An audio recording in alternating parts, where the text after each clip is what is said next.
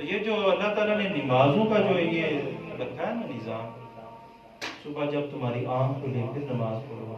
پھر دن میں جب تم معیشت میں لگے ہوئے ہو، کاروبار میں لگے ہوئے ہو، اپنے کام میں لگے ہوئے ہو، پھر مسجد سے آواز آ جائے پھر دوڑ کے پہنچ جاؤ، پھر تم عصر کے وقت پہنچ جاؤ، پھر تم مغرب کا ٹائم ہو، جب سونے کا ٹائم آئے پھر ایک مرتبہ تم اپنی بارگاہ میں جو ہے رب کی بارگاہ میں ہے وہ سجدہ کر۔ یہ کتنا ایک حسین نظام ہے کہ ایک تم دنیا کے پیچھے دوڑ رہے ہو اور وقفہ وقفہ کے ساتھ رب بھی تمہیں بلا رہا ہے کہ میری طرف آؤ، میرے در پر سجدہ کرو گے تو سب کام تمہارے درست ہو جائیں۔ کسی نے کہا تھا کہ